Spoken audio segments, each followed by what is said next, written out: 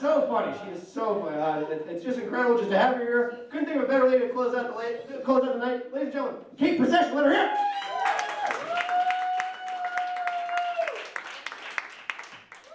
Thank you. Table in the middle. Hold on. Yeah, that's you. Can I get a beer? Yes. All Hey, look right. at me, man. Ooh. All right. Rough start already.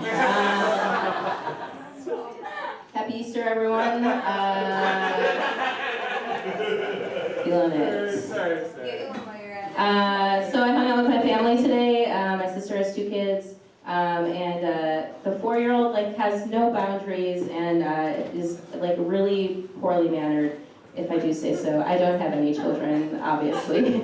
But at one point during dinner, Madeline was eating a cupcake and she was crying because she wanted a peep, and my sister was like, "You're already eating something sweet, you don't need another thing." And then she got sidetracked by the 1-year-old, and so she was trying to get the 1-year-old to eat something, I don't know. And she was like, "Kate, can you direct her? Can you get her to and I was like, "Listen, if you don't shut up, they're gonna sell you to an orphanage." And then she cried harder, and I was like, "She's not even thinking about the peep anymore." My sister was like, "These are your things to go, just leave." And I was like, "All right." So I work with children usually, because I'm a librarian, so I'm having a really rough time with you, because if you were at the library, I would just kick you out. You would be...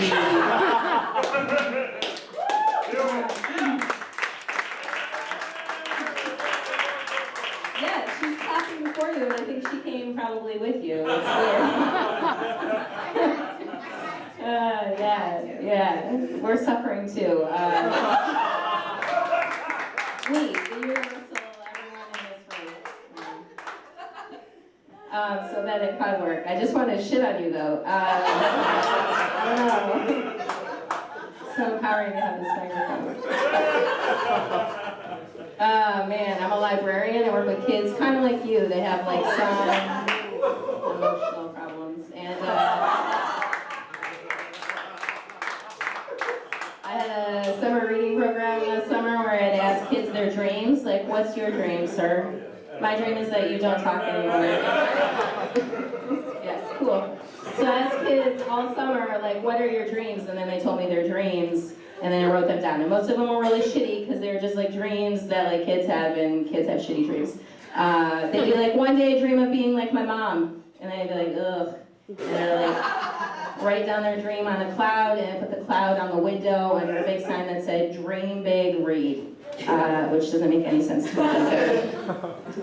And then halfway through the summer, I got one kid who was like, "One day I dream of being a door."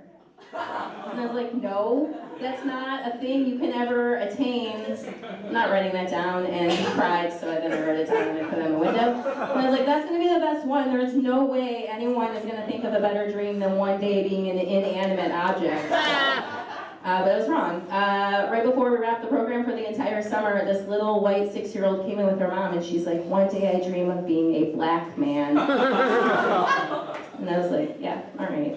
I work in South Boston is the weird part, because there's just a big sign on the window for 6 months that said "Dream big, read," and then right in the middle of everything, "a black man." I love that one, guys. In case you didn't hear it. Oh my God, I don't know what to do with you.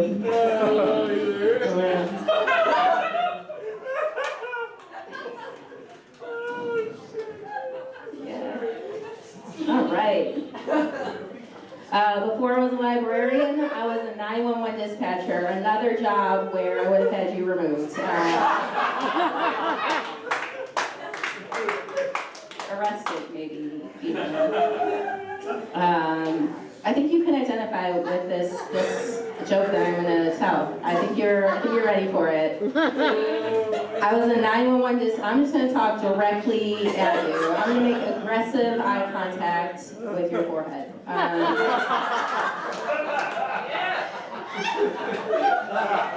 You're welcome. Yeah, I was a 911 dispatcher in Alaska, and I had to answer a phone, and And I went through 6 months of training where they taught me everything I would ever need to know about anything horrible that can happen in the world. And after 6 months of training, and the phone had not rung a single time, they were like, "You're ready." And I was like, "The phone, I don't know how to do this." And they're like, "You're the only person we hired, you have to do this." Okay. So then they put me out there alone. Phone rings. This is my first ever phone call, and I think it was this guy. Phone rings, and I answer it, and I'm super fucking pumped to be a 911 dispatcher, so I answer it like this. 911! What is your emergency? And it's recorded, so everyone can listen to it for weeks afterwards and laugh at me. And the guy on the other end of the line, this guy, says, "I'm drunk." Something inside of me died.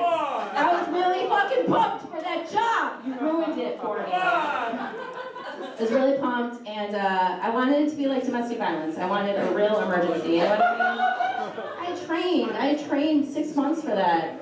But you have to treat every phone call like a real phone call. And it came in on the 911 line, so I was like, "Fine, you're drunk. That's great. You want to tell me anything else? Like, what's happening? Where are you?" And he was like, "I'm on a boat." I was like, "Oh, like, where is the boat?" And he's like, "On the water." I was like, "You got me, drunk man. This is awesome. But I need to know, like, where on the water you are. Like, what slip are you in so I can send a police officer out to get you?"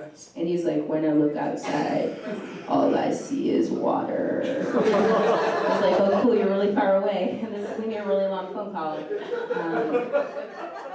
But what I do during the phone call is, like, I'm going to call Coast Guard. Coast Guard's going to come out, and they're going to get you. So I just need you to keep talking to me, keep telling me things that are happening on the boat. And he was like, "This isn't my boat."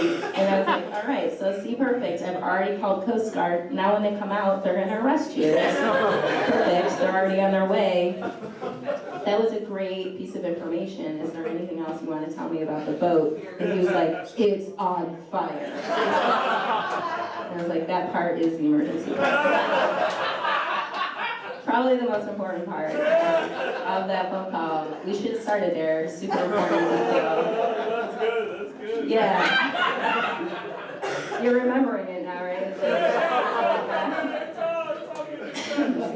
So it's like, "Are you wearing a life jacket? Because if you aren't, you need to put one on because your boat's on fire."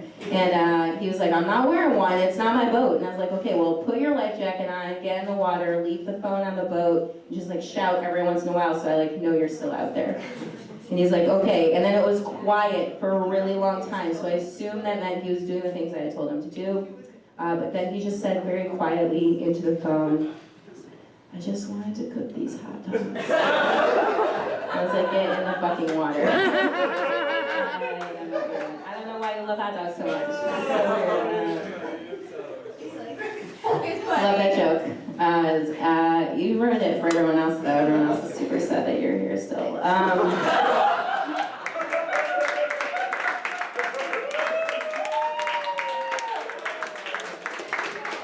Even you are clapping for that. Okay. I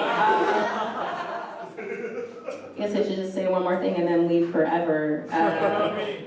I don't have anything else about you. I used to have a dream that I could fly, which I think is kind of like normal. Like I told my mom, I can fly in my dreams, and she's like, "Yeah, a lot of people have that dream." And I was like, "I have it every night." And she's like, "Yeah, still pretty normal." And I was like, "Okay, same dream. I always grow a penis." And she's like, "That part, no. That part, nope." And I was like, "Bitch, I don't think you understand. Like, the penis is the propeller. It's the reason I'm flying in my dreams." She's like, "Don't call me a bitch." All right, that's all. Thanks, guys.